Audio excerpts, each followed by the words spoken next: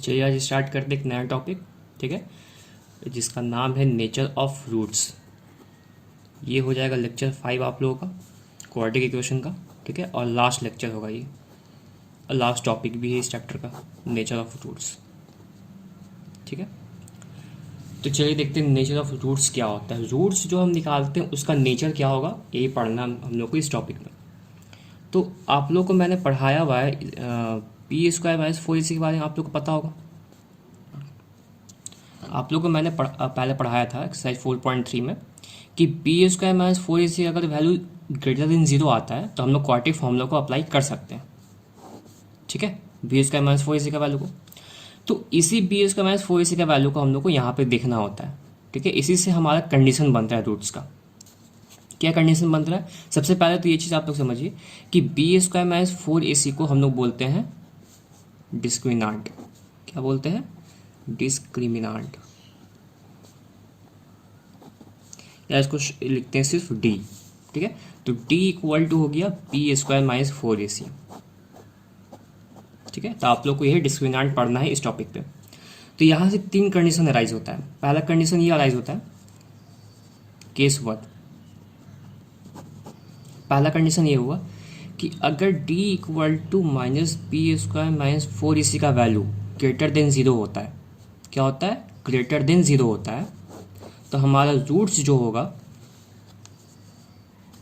यहाँ लिखेंगे, then both the roots are real and distinct. Distinct का मतलब होता है अलग अलग रूट होगा, दोनों रूट सेम नहीं होगा, दोनों रूट का वैल्यू अलग अलग होगा। डिस्टिंक्ट का मतलब यही होता है, ठीक है। तो ये होता है हमारा पहला कंडीशन। तो यहाँ से हम लोग रूट्स के वैल्यू निकालते कैसे? वही फॉर्मूला से, क्वाड्रेटिक फॉर्मूला से, x equal to minus B plus minus under root B square minus 4ac by 2a। ये हो गया रूट्स निकालने का फॉर्मूला। कब? जब मेरा B square minus 4ac greater than 0 होगा तब, ठीक है।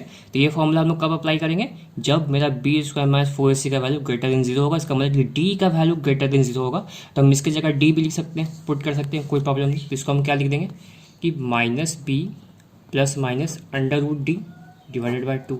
ये भी हम लिख सकते हैं, ठीक है। अब देखिए, ये हो गया केस 1। सेकंड केस ये होता है कि जब डी मेरा D equal to B square minus 4ac का जो वैल्यू होगा वो इक्वल टू 0 हो जाए। वो इक्वल टू क्या हो जाए?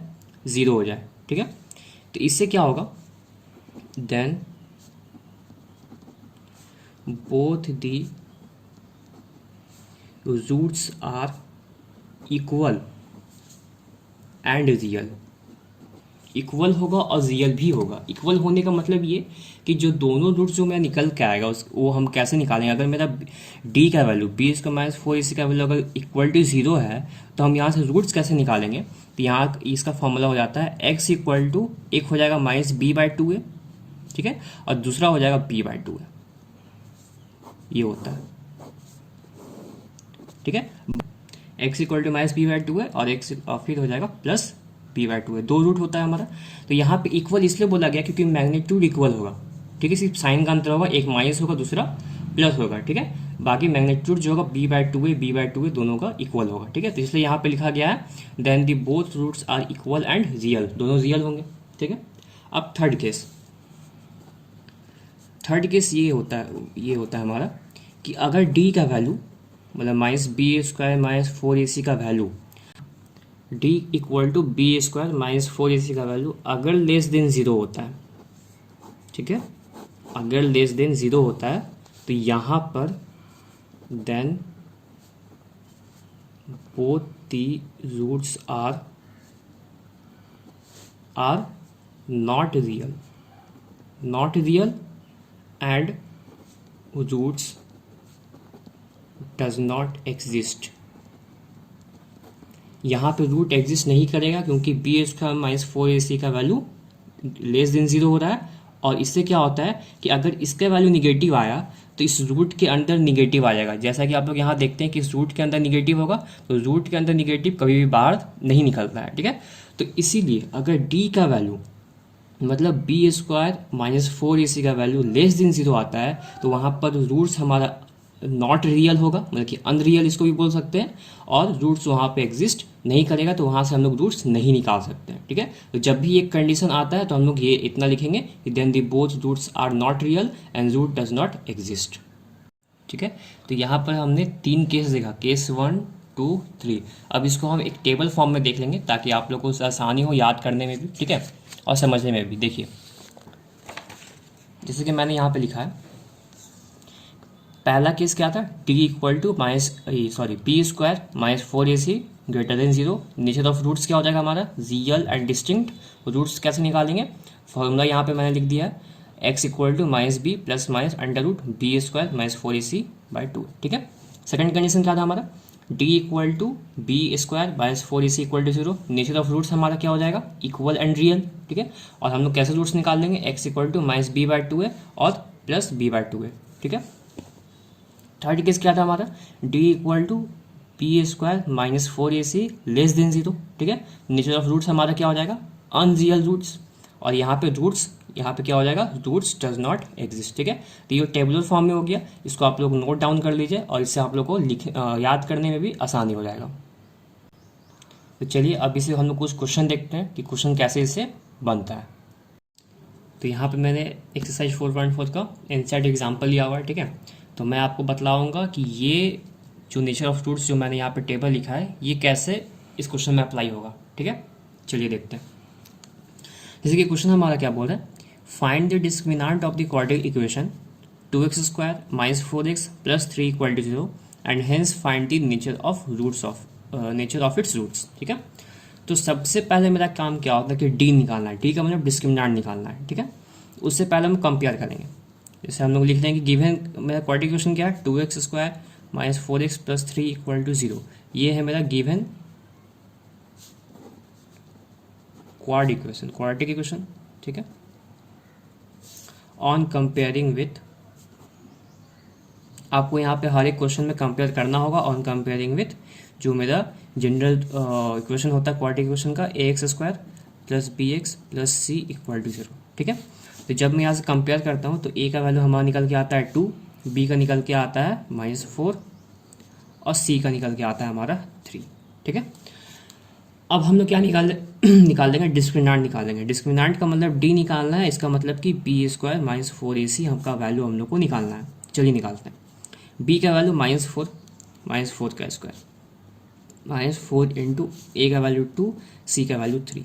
ठीक है, तो -4 का स्क्वायर 16 हो गया, यहाँ पे हो जाएगा 4 2 जा 8 3 जा 24। ठीक है, 24 आ गया। तो यहाँ पे हमारा आ रहा है -8, क्या आ रहा है -8, मतलब कि लेस देन ज़ीरो। तो आप लोग यहाँ पे देखिए इन तीन केस में कौन सा केस लग रहा है, जब मेरा डी का वैल्यू लेस देन ज़ीरो होता है तो नेचर ऑफ रूट्स क्या होता है, अनरियल, और रूट्स हमारा एग्जिस्ट नहीं करता है, तो वही लिखेंगे यहाँ पे। Since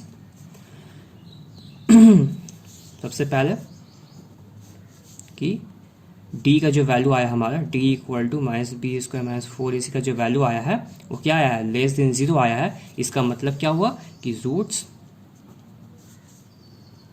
are unreal and does not exist for given equation. बस ये आपको लिखना है। जब डी का वैल्यू हमारा -8 आया, मतलब कि लेस देन ज़ीरो आ रहा है, इसका मतलब कि इसका वैल्यू क्या आ गया, less than zero. Less than zero का मतलब क्या होता है, नेचर ऑफ रूट्स अनरियल होता है और रूट एग्जिस्ट नहीं करता है, वही मैंने यहाँ पे लिखा है, roots are unreal and does not exist for given equation. ये हो गया हमारा आंसर। तो यहाँ मैंने एक और इनसाइट का एग्जाम्पल लिया। ठीक है, एक्सरसाइज 4.4 का एग्जाम्पल है। तो चलिए देखते हैं क्या बोल रहा है। लैंग्वेज प्रॉब्लम है, a pole has to be erected at a point on the boundary of circular park. एक सर्कुलर पार्क है, तो एक सर्कल हम लोग बना लेते हैं। ठीक है, circular park of diameter 13 metre, इसका डायमीटर 13 मीटर दिया हुआ है। In such a way that the difference of its distance from the two diametrically opposite fixed gate A and B. ठीक है, तो एक पोल है हमारा, तो एक पोल जो है वो ऐसे फिक्स किया हुआ है, इरेक्ट किया हुआ है। ठीक है, इरेक्ट मतलब सीधा खड़ा है, और ये जो पोल है, ठीक है, ये हमारा हो गया इसका सेंटर। तो इस पोल का यहाँ पे जैसे कि आप लोग देख पा रहे हैं, यहाँ लिखा हुआ है कि point on the boundary of circular path of diameter 13 meter in such a way that the difference of its distance from the two diametrically opposite gate, two diametrically opposite gate का मतलब कि डायमीटर पे इसका दो opposite gate है, तो ये हो गया डायमीटर, तो इसका अपोजिट गेट कौन होगा, एक गेट हो जाएगा ये, एक गेट हो जाएगा ये, तो मान लेते हैं कि ये गेट ए है, ये गेट हमारा बी है, ठीक है। तो ये जो अपोजिट गेट है, यहाँ से जो डिफरेंस है हमारा on the boundary is 7 metre, मतलब कि ये जो दो गेट हुआ, एक गेट ए हो गया, एक गेट बी हो गया, तो गेट ए से डिफरेंस और गेट बी से जो डिफरेंस है ये हमारा 7 मीटर दिया हुआ है। जैसे कि क्वेश्चन में आप लोग देखिए, in way that difference of its distance from the two diametrically opposite fixed gate A and B, ठीक है, मतलब कि जो फिक्स गेट है ए और बी डिमेट्रिकली, तो उन दोनों से जो डिफरेंस इस पोल का जो डिफरेंस है, मान लेते हैं कि ये पी है, ये जो डिफरेंस है ये डिस्टेंस और ये डिस्टेंस का वो है 7 मीटर, ठीक है, और मेरा डायमीटर दिया होता है 13 मीटर का, ठीक है। तो मैंने मान लेता हूँ, मैं क्या मान लूँगा कि वीपी का जो वैल्यू है वो एक्स है, बीपी हमारा कितना लेंथ है, एक्स है, let the length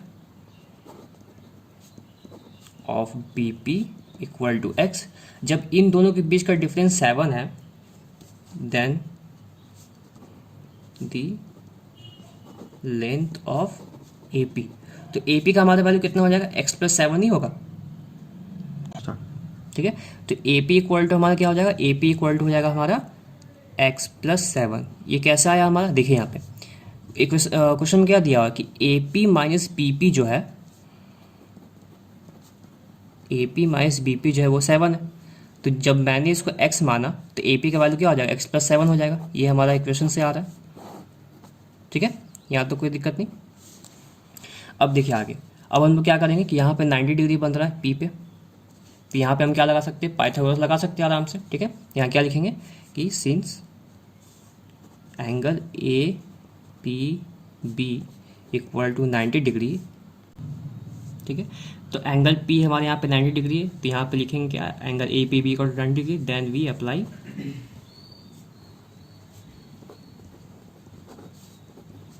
Pythagoras theorem, ठीक है। चलिए अप्लाई करते हैं पाइथागोरस थ्योरम, हमारा क्या हो जाएगा, ए बी स्क्वायर, क्या होता है हमारा Pythagoras theorem, H square equal to P square plus B square, ठीक है। तो एच हमारा कितना हो जाएगा, 13 का स्क्वायर, पी हमारा कितना हो जाएगा, बी पी जो कि मैंने एक्स माना हुआ है, और बेस क्या है, ए पी, ए पी कितना है, एक्स प्लस 7, तो एक्स प्लस 7 का स्क्वायर, ठीक है। तो 13 का स्क्वायर हो गया 169, ये हो गया एक्स स्क्वायर, यहाँ पे ए प्लस बी का होल स्क्वायर लग जाएगा, A square plus B square plus 2 A B, ठीक है। तो ये हो गया 169 x square plus x square plus 49, यहाँ पे हो जाएगा 14x, ठीक है।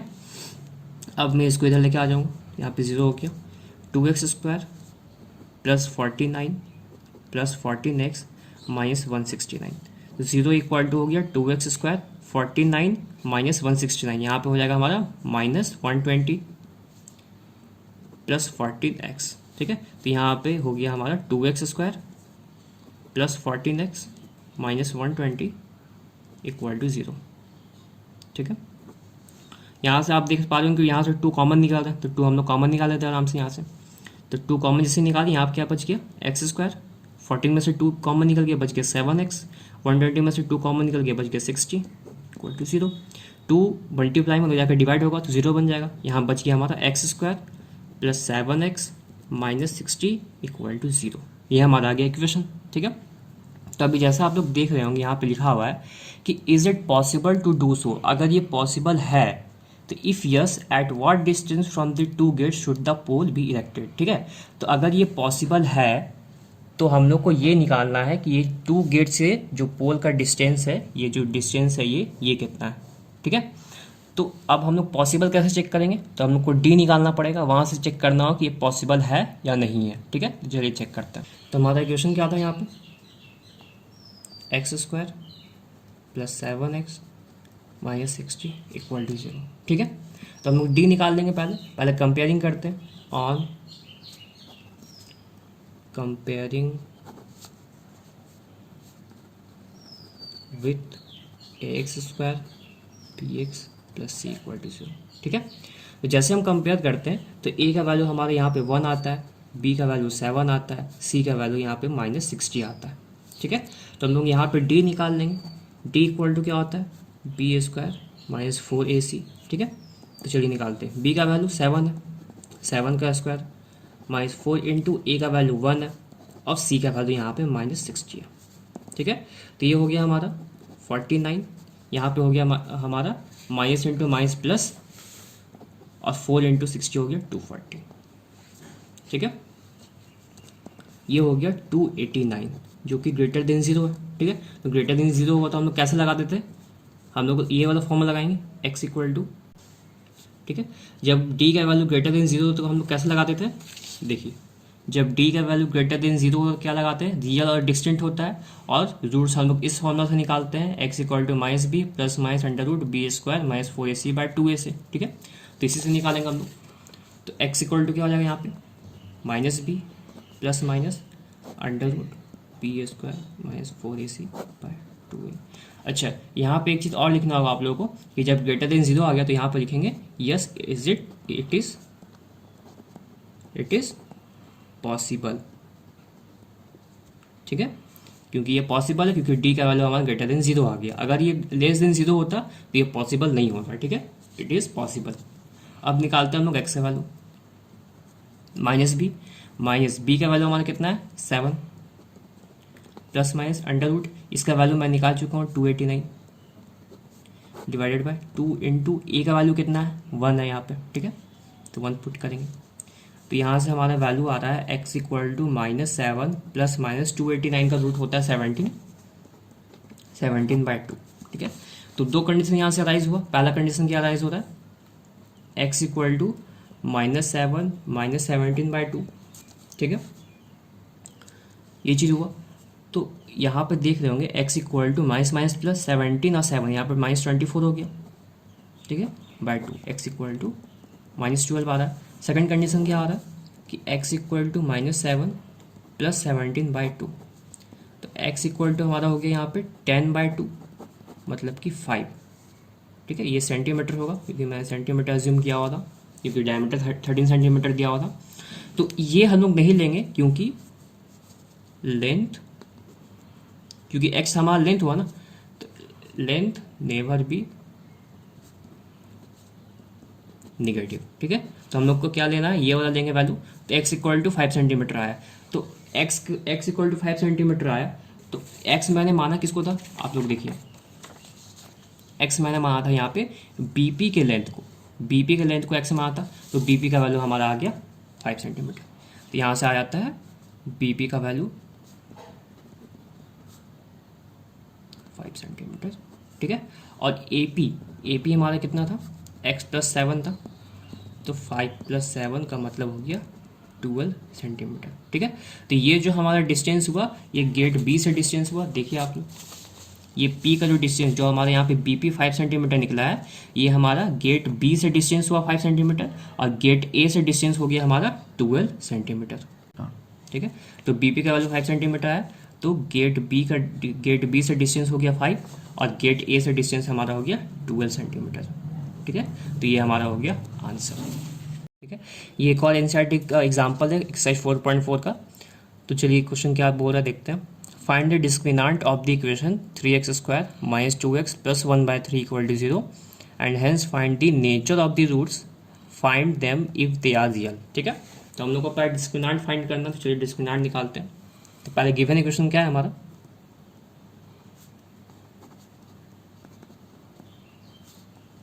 गिवन इक्वेशन दिया हुआ 3x² minus 2x plus 1/3 equal to 0। ठीक है, तो इसको हम थोड़ा सॉल्व कर लेंगे क्योंकि 1/3 है तो इसको हम यहाँ पे एलसीएम भी ले सकते हैं। ठीक है, या फिर छोड़िए ऐसे भी करते हैं।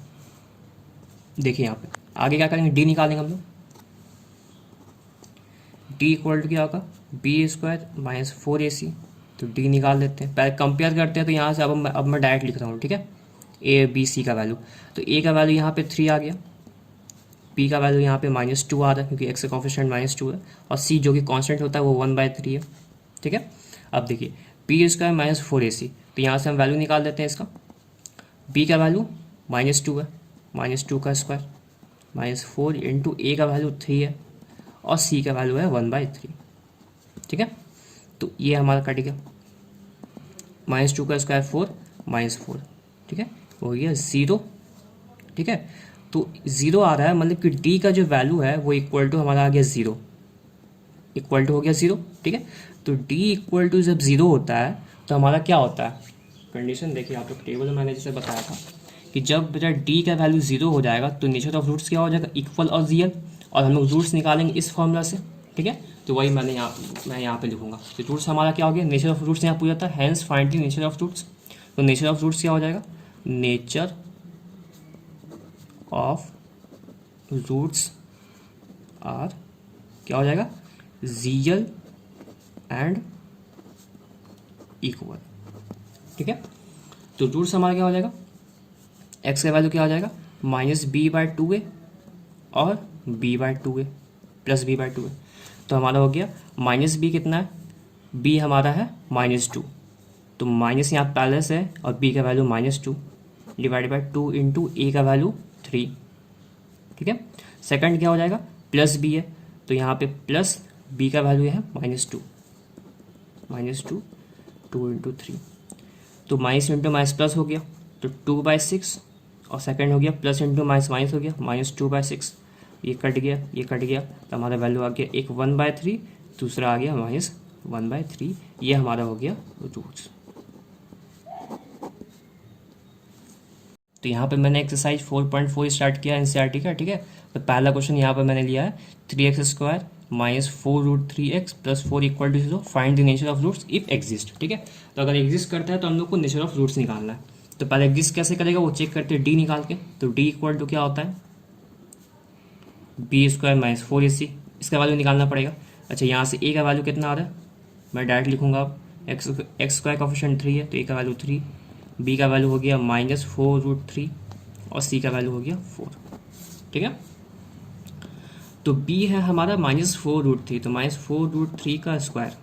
ठीक है, -4 इंटू ए का वैल्यू 3 और c का वैल्यू हो गया 4।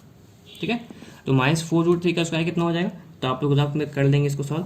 रफ में कैसे करेंगे, -4√3 इंटू -4√3, तो पहले माइनस इंटू माइनस तो प्लस हो गया, 4 इंटू 4 16 और √3 इंटू √3 3, तो 16 इंटू 3 हो गया +48। ठीक है, तो यहाँ पे 48 हो गया, माइनस 4 इंटू 3 12, 12 इंटू 4 फिर से 48, तो यहाँ पे आ गया 0।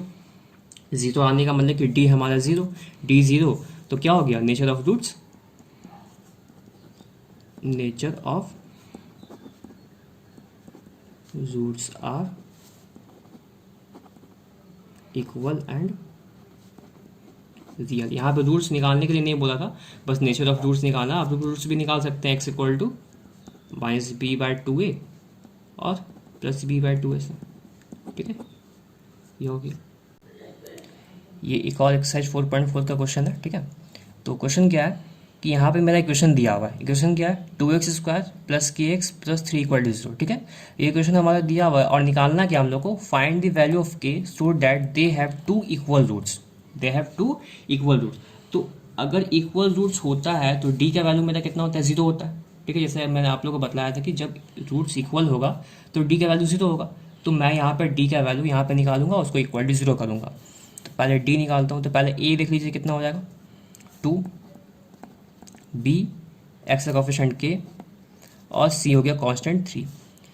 तो d जो कि होता है b² - 4ac, इसका वैल्यू कितना हो जाएगा, 2 का स्क्वायर b² - 4 इंटू a का वैल्यू k और c का value 3।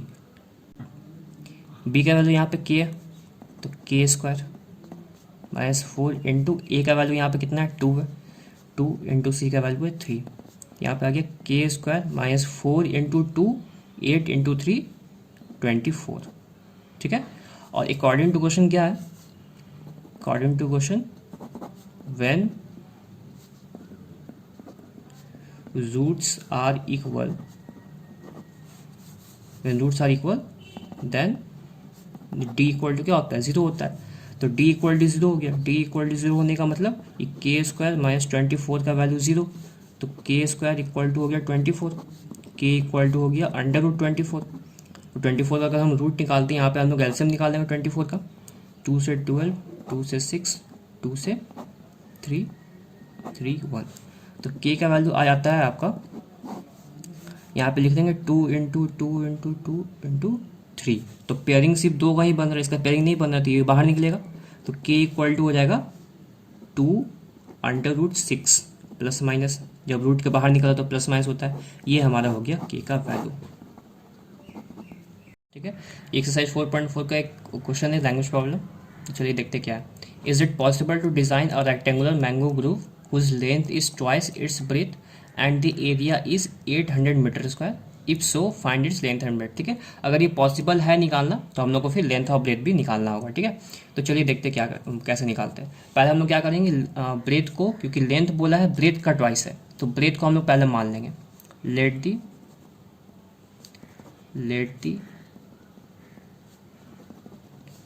breadth of rectangular mango groove is x metre. ठीक है, then the length of rectangular mango groove is कितना हो जाएगा, ट्वाइस बोला है तो 2x हो जाएगा, 2x मीटर। ठीक है, कुछ प्रॉब्लम नहीं यहाँ पे। अब एरिया यहाँ पे बोला हुआ है 800 मीटर स्क्वायर। ठीक है, तो एरिया इक्वल टू क्या होता है, area of rectangular mango groove क्या हो जाएगा, L इंटू बी हो जाएगा। तो ये दिया हुआ 800 एरिया, और L कितना है, हम लोग माने कितना 2x, और B हम लोग कितना माने हुए हैं, x माने हुए हैं। ठीक है, तो 800 इक्वल टू आ गया 2x स्क्वायर, यहाँ हो गया 0, 800 को मैं उधर लेके आ जाऊँगा तो 2x स्क्वायर माइनस 800 हो गया, और यहाँ से आ गया 2x square minus 800 equal to 0। ठीक है, तो ये तो अभी मेरा क्वेश्चन बना है। हम लोग कैसे चेक करेंगे पॉसिबल है या नहीं, डी निकाल के। तो चलिए डी निकालते हैं। तो यहाँ पे पहले देख लीजिए आप लोग कि ए कितना है, 2 है, और बी कितना, यहाँ पे बी 0 है, क्योंकि एक्स का कोफिशिएंट यहाँ पे कहीं भी नहीं है, तो बी 0 हो जाएगा। ठीक है, और सी जो हमारा कांस्टेंट है वो है -800। ठीक है, तो हम लोग डी निकाल लेते हैं, मतलब कि minus B square minus 4ac निकालेंगे। तो बी हमारा है 0, तो 0 का स्क्वायर माइनस 4 इंटू ए हमारा कितना है 2, और सी हमारा है -800। तो 0 यहाँ पे माइनस इंटू माइनस तो प्लस हो गया, 4 इंटू 8, 8 इंटू 8 6400, तो यहाँ पे हो गया 6400 जो कि ग्रेटर देन 0 है। तो ये पॉसिबल है, yes it is possible, yes it is possible. ठीक है, अब जब पॉसिबल है तो हम लोग को लेंथ ब्रेथ भी निकालना पड़ेगा। तो लेंथ ब्रेथ हम लोग कैसे निकाल लेंगे, तब हम लोग निकालेंगे एक्स का वैल्यू, यहाँ से एक्स का वैल्यू निकालेंगे। एक्स जब ग्रेटर देन 0 होता है डी, तो हम लोग कैसे निकालते हैं x equal to minus B plus minus under root B square minus 4ac/2a। ठीक है, तो बी हो गया हमारा 0 यहाँ पे, प्लस माइनस अंडर रूट 6400 आया हुआ इसका वैल्यू, डिवाइडेड बाय 2 इंटू ए का वैल्यू कितना है 2 है। ठीक है, तो यहाँ से हमारा हो गया सिर्फ 6400 बचा, प्लस माइनस 6400 डिवाइडेड बाय 4। ठीक है, 6400 का रूट क्या हो जाता है हमारे यहाँ पे 80, तो प्लस माइनस 80/4। ठीक है, तो दो कंडीशन बना, एक बना x इक्वल टू प्लस 80/4 जो कि यहाँ पे दे रहा है हम लोग को 20, और एक हो जा रहा है -80/4 जो कि दे रहा है हम लोग को -20। ठीक है, मीटर। तो ये पॉसिबल नहीं है क्योंकि मैंने x क्या माना हुआ है, ब्रेथ माना हुआ है, तो ब्रेथ कभी भी निगेटिव हो नहीं सकता है। तो यहाँ पे क्या लिख देंगे कि therefore breadth can not be negative. तो ब्रेथ हमारा हो कितना गया 20 मीटर, तो ब्रेथ इक्वल टू निकल के आ गया हमारा 20 मीटर। और लेंथ मैंने कितना माना हुआ था, लेंथ मैंने कितना माना था 2x माना था, लेंथ मैंने कितना माना था 2x माना था, तो लेंथ कितना हो जाएगा 2 इंटू एक्स का वैल्यू 20, 40 मीटर। तो ब्रेथ 20 मीटर और लेंथ 40 मीटर मेरा निकल गया। ठीक है, ये एक्सरसाइज 4.4 एनसीईआरटी का लास्ट क्वेश्चन है। चलिए देखते क्या है।